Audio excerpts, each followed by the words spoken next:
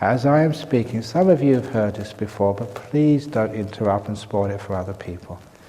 Because as I am speaking, I'm going to ask you also not just to listen to what I'm saying, but listen to the reaction in your mind.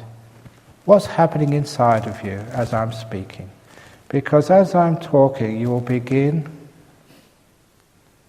to notice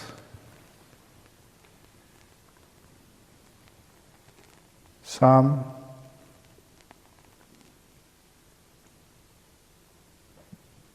pauses between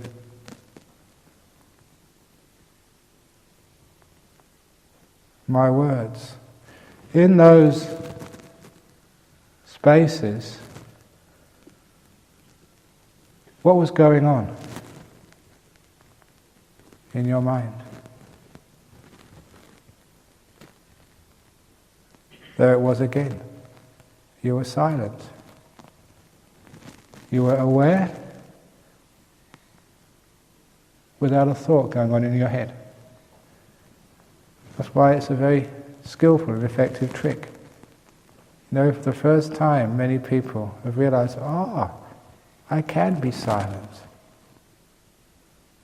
There it is again. And it's beautiful. It's profound. It's deep.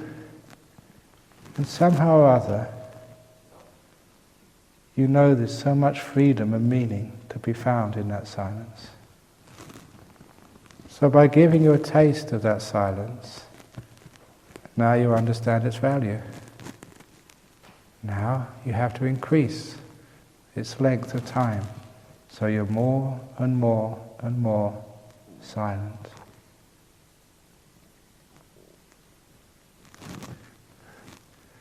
It's lovely, isn't it?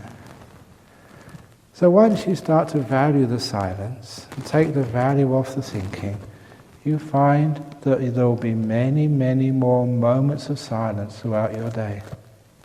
Silence will grow on you, literally, until you only think when you really have to, and when you don't, you won't. The related technique which helps you remain silent is actually doing what we call little mantras. A mantra is a group of words you say to yourself over and over and over. It's what the Buddha said in the Sabbasava Sutta of like substituting one thing for another. So the thinking goes on and on and on. So you want to substitute a thought, yes, this is a thought, a mantra which you say to yourself, but a very simple thought. Instead of having the thoughts go all over the place, take one set of words, a mantra, a thought, and keep repeating it again and again and again, because it blocks out the other thoughts. Now, many of the mantras which I heard, as a young monk, they didn't really work. And one of the reasons why they didn't work is because the way it was used. It's not just repeating the mantra over and over and over and over again. It's important if you're using mantras to make the mind silent, is to put spaces between the words.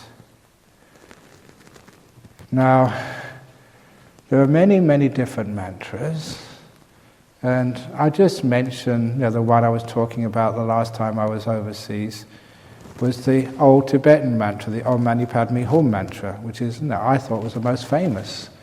I knew that as a kid. So you could use that if you like.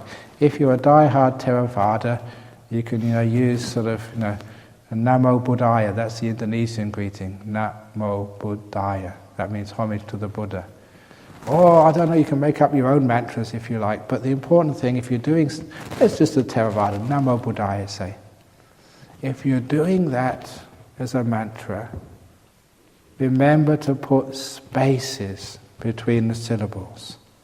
Na, mo, bud, daya. If it's Om Mani Padme Hum, Om, Mani, Padme, Hum, Om. Because the spaces are more important than the words. If you're very restless and thinking a lot, lots of things worrying about, close up those spaces. Om, Mani, Padme, Hum. Om, Mani, Padme, Hum. But as you settle down, increase the spaces. Om, Mani, Padme, Hum. And the more you quieten down, the more you lengthen the spaces between those words. Om, Mani, Padme, Hum. Until those spaces get so long, you don't need to say the words anymore. It's a way of learning how to be silent inside, how to stop this terrible thinking mind.